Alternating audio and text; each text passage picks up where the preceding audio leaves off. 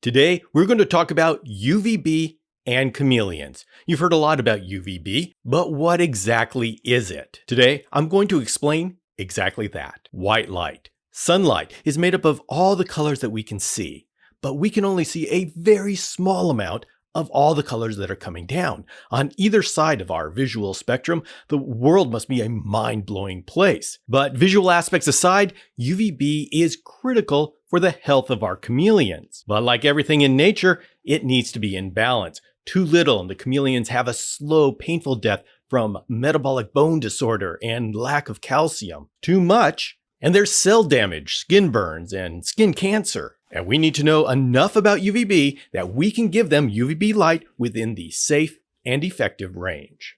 But first, this video is going to be a deep dive into the UVB Basics so you have a firm foundation to understand what UVB is. We're going to start off with the UVB Basics, and by the end of this video, you're going to be able to put together your own strategically thought up UVB gradient for your cage, and you'll be able to pick out the right tools to allow you to get that done. So let's get on with laying the knowledge foundation. The specific UVB wavelengths between 290 and 315 nanometers have the special energy that our skin uses to start the process of synthesizing vitamin D3. The building blocks of vitamin D3 take a complicated trip from the skin to the liver to the kidneys, but in the end result, you get the hormone vitamin D3. Vitamin D3 is used by the body to usher calcium in from the gut into the bloodstream. Without the vitamin, calcium would flow uselessly through your digestive system. Of course, calcium is critical to give us our skeleton, and chameleons the same thing. Without it, we simply just couldn't hold ourselves up. So calcium rightfully has a lot of our attention. Now, we get UVB light into our chameleon cages by using lights specifically designed to emit UVB. You remember how I talked about how UVB is actually dangerous, causes sunburns and skin cancer? Well, that's the reason why normal lights don't have UVB. We don't want to get a sunburn just for staying up late studying for our finals. And so we have to go to bulbs that are specifically made for the reptile industry to give UVB to our chameleons. There are a number of technologies available to us in the reptile community. There's metal halide, there's mercury vapor, there's fluorescent lights, and even LED technologies. The most commonly used and available is fluorescent technology, and so that's what I'm going to focus on in this video. If you've shopped for a UVB light, I can understand if you're a little bit confused. Even in just the fluorescent lights, there's so many different varieties and numbers to try to keep straight. So I'm going to do a mini guide to shopping for UVB fluorescent lights. You're used to seeing fluorescent bulbs in the linear format, which is a long tube. The reason why there's confusion is because somewhere along the way, some enterprising inventor decided, wow, we could get the power efficiency of the fluorescent technology and put it into common light sockets if we took that tube and coiled it around itself. And that was a genius idea. They called them compact fluorescent lights, or CFLs, and that brought an efficiency. Unfortunately, you lose a lot of that energy because the parts of the bulb that face each other absorb each other's energy. And while that might be okay when you're lighting a room, when you're trying to get every last bit of UVB energy out of that, it produces substandard results. And so we generally don't like to use CFLs. The problem comes that they are offered on the same store shelf as the linear bulbs, and they use a lot of the same numbers and descriptions, and so it can be confusing when you're shopping for UVB bulbs the first time. The second aspect you need to choose from is technology. Fluorescent technology keeps getting better, but we don't get rid of the old technology when the new technology comes. So right now, you're able to find both T8 and T5 fluorescent lights. T8 is the older technology, and the T5 is the newer one that gives you a smaller bulb but more light coming out of that bulb. For most applications and adult chameleon cages, the T5 is an appropriate technology, and you have to be careful because the T5s and the T8s will be on the shelf at the same time, and you need to match them up to the fixture. A T5 fixture will not run a T8 bulb, and the reverse is true. You can't get a T8 fixture and run a T5 bulb. So make sure that you have the right bulb and the right fixture. Just to totally mess things up, some stores will actually have T5 bulbs, but no T5 fixtures. And if you get a T8 fixture it's just not going to work. T5 linear bulbs come in a number of different lengths, and so what you're looking for is a length that most matches the width of your cage. And remember, the length of the bulb may be a little bit shorter than the length of the fixture. And the last number you'll have to pay attention to is the UVB strength of the bulb. Reptison and Leap use 5.0 and 10.0. Arcadia uses 6% and 12%. The 5.0 and 6% are roughly equivalent, and the 12% and the 10.0 are equivalent. Now, Arcadia also has a 14% if you really want to get a tan. The advantage of Arcadia and Leap is that they have high quality fixtures that they offer with their bulbs. Zoomed Reptison does have fixtures, but I'm not terribly impressed with their quality, so I'm having trouble recommending the fixtures. Now, you can find your own fixtures. If you go and look in the horticultural space, you can find multi-bulb fixtures. And as long as they are T5 and each bulb has their own individual reflector, it will be effective. So once you know what shape of a bulb you want, what technology you want, and what UVB strength you want, you're going to be able to go and pick the right UVB lamp. Once again, the one we most use is a T5 high output linear 5.0 or 6% strength. And just make sure your fixture has an individual reflector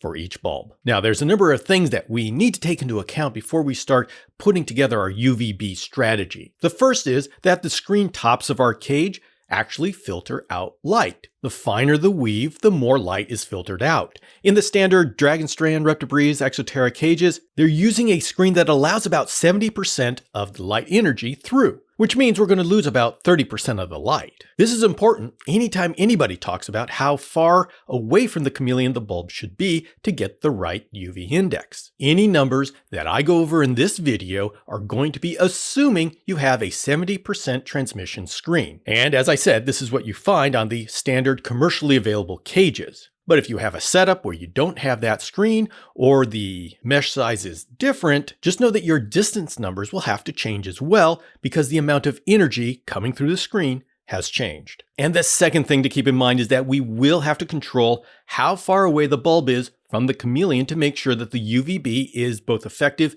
and safe. As we'll go over later, the energy coming off of the bulb is obnoxiously high, and with our chameleon's habit of crawling upside down on the screen and exposing their bellies to the light, we want to make sure that they don't get dangerous levels of UVB into their belly. And you'll notice on the Chameleon Academy care summaries for each species, there is a chart showing which bulbs to use and how far away to put them. Now, to be able to do any of what we're talking about, we need a way to measure UVB. And there have been two ways that have been used in the reptile community. The first is to measure the actual light intensity, which is in units of microwatts per centimeter squared. But lately, the reptile community has adopted the system set up by the World Health Organization, in which they measure UVB in terms of UV index. And this scale is meant to communicate how long you can stay outside before you get burnt by the sun. And the stronger the sunlight, the shorter time you can spend outside before you get burned. Presently, our UVB meter of choice is the Solarmeter 6.5. It's a meter that people around the world use, and so we have a common reference point. This meter is pricey, it's upwards of $200, but for the serious herpetoculturalist, it is indispensable. So let's get a little perspective on what the UV index scale is. UV0 is nighttime. There's no light, there's no UVB. UVB 3 is like the morning sun, and this is generally what we use for our chameleons basking UVB. UVB 6 to 8, that's generally considered what we want at the top of the cage. UV index of 13, that's a blasting afternoon. You can easily find this in Madagascar, Kenya, or Los Angeles. But the important thing to know is the chameleons aren't usually out there basking in that level of UV index.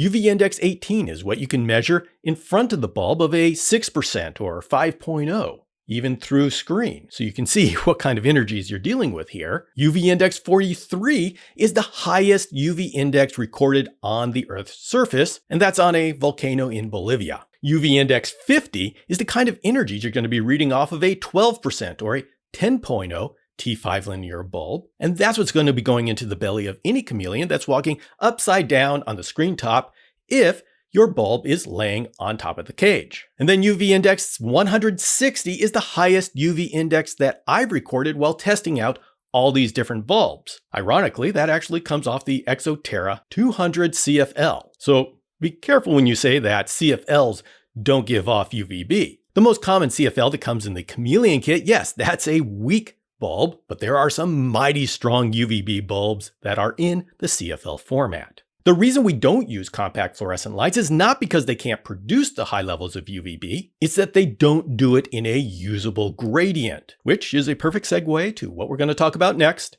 power dissipation. Once you understand this section, you'll be able to make a judgment as to which bulb is best for your application. I would feel accomplished if you came away from this video with a strong grasp and understanding of UVB gradients. Luckily, it's easy to understand. Just think of a flashlight. When you get a weak drugstore flashlight, you can read with it at night if the flashlight is a couple inches from the book. But go a couple feet and things get pretty dim. So the effective range is a couple of feet. And it is a very steep gradient from bright to dim. Take a tactical flashlight on the other hand. That is meant to illuminate the treetops, and you could read a book with it 10 feet away. So the tactical flashlight will go from bright to dim, just like the drugstore flashlight will. It will just take much further to dissipate. I use this example because we can see flashlights, we can't see UVB, but the physics are exactly the same. So let's break the UVB light coming off of the bulb into 3 sections. The first section, right off the bulb, is too high. Let's call that the caution zone. Then we have the basking zone. This is anything from the maximum level we have decided is safe to be in the cage, all the way down to the level that we want at our basking branch. Below the basking zone, we're not sure at what point the intensity is no longer effective for D3 synthesis. And so we'll just let that dissipate into the cage. The weaker the bulb, the smaller the basking zone. The stronger the bulb, the more space with effective UVB levels we can work with. Now, here's a secret. I usually recommend the 5.0 or 6% strengths because it's a lot easier for people to have a 2-inch or 3-inch stand on top of the cage to lift the bulb above the top of the cage. But I actually like using the 12%. I just have to raise it up at least 6 inches above the cage top because of those energies coming off of it. But if I do that, I get a larger basking zone to work with. I'm going to stick with recommending the 5.0 or 6% because that's easier for most people to implement. But now you know what I like to do. Whether you use the lower level 5.0 6% or the higher level 10.0 12%, you will find a distance guide on my care summaries for both. By thinking about the concept of a basking zone and knowing what numbers you want for your particular situation, you can adjust what we're talking about to any cage size. All the standard bulbs and numbers that we're talking about are good for your standard adult 4-foot tall cage. And if you don't go beyond that, you don't have to worry about it. But if you ever want to put together baby cages or smaller cages, you need to understand the concept of the gradient and put together a UV gradient map that matches your cage design. Once you do that, you can select the proper UVB bulb that will give you that gradient. Now, I know there's someone out there chomping at the bit, wondering how I came to the conclusion that a good basking level would be UV index of 3, and the maximum cage would be what, 7.4? Well, there was a team of scientists who got together and put together a chart of recommended UVB levels. This is called the Ferguson zones. Now, these numbers were put together by analyzing the wild conditions, the behaviors, and talking to experiences within the community. And so it's a great starting point. And most chameleons fell within the range of UV index of 3 and then a maximum of 7.4. Now, we in the community took that and went a step further. We actually tested it. Now, it's very difficult to test the maximum level that's safe because it's difficult to see what are you testing, what are you looking at. But for the effective basking UVB, UV index of 3, we were able to test that by providing gravid female chameleons with the basking levels of UV index of 3 and no dietary D3. And we've been able to repeatedly show that a veiled chameleon or a panther chameleon given UV index of 3 and no dietary D3 will be able to lay an entirely calcified clutch of eggs. So what this tells us is during the life cycle where a chameleon needs the absolute most calcium, UV index of 3 is effective. That doesn't mean a lower level won't be effective, but that's going to require more testing. At this point in time, we know that UV index of 3 is sufficient and effective for veiled chameleons and panther chameleons. As those two species represent a low elevation species, panther chameleons, and a high elevation species, failed chameleons, it becomes a compelling argument that UV index of 3 is a good level to start with. As for the maximum safe level going into a cage, UV index 7.4 is good enough, and we'll keep that until further information comes to us. Okay, now it's time to pull everything we've learned together and actually create a UVB map for the inside of our cage. The two important numbers are the basking UV index and the maximum UV index you want inside of your cage. Say we go with the basking UV index of 3 and the maximum in the cage of 7.4. Then we go find output charts for the various bulbs that are available to us. We make sure we use the proper screen filtering levels, but then we raise the bulb and fixture as high as we need to so the 7.4 is at the top of the cage. And then we go down and place our basking branch within the cage at the level where the back of the chameleon hits UV index of 3, or whatever basking UV index we've chosen. A network of branches above that allows the chameleon to get higher UVBs if it wants to. But since we're limiting the energies into the cage at the safe level, it doesn't matter at what point the chameleon decides to walk. So in this way, we've created a safe and effective UVB map for our chameleon. Once you have command of this technique, you realize you can use a number of the technologies and lamps out there. You can use the CFLs, you can use the T8 technology, the T5 technology. It doesn't matter because you know how to use it effectively. I know it's simpler to just go by a chart and just do it and go on, but it's important that we understand the reason behind the numbers on the chart, mainly because things are always changing. At some time, we may find that there's a better basking UV index. You may graduate to more rare species of chameleons, and you'll want to adjust your UVB map inside your cage to different levels. Perhaps you get the Mount Meru Jackson's chameleon that comes from way high elevations, and you might find that they need a higher UV index as the maximum within the cage. If you understand how to create a UVB map target for your cage, and you understand how to look at all the different UVB technologies out there to find the right one for your application, then you're going to be able to adjust no matter what changes in the future. And because we're always pushing and we're always challenging and we're always exploring, I am hoping within a couple of years, we will have some changes. And that is the excitement of what we are doing. We're always learning and we're always moving forward. I want to thank you very much for joining me here. If you have more questions about UVB or you'd like to review this information in a different form, you can go to the ChameleonAcademy.com website, where there's an entire page dedicated to UVB that includes these videos as well as more information. As you learn more about UVB, you're going to find that you're less confused by all the noise on social media, and you're going to be able to create your own execution and be confident that you're giving your chameleon the best UVB possible. Thanks for joining me here. I'll see you next time.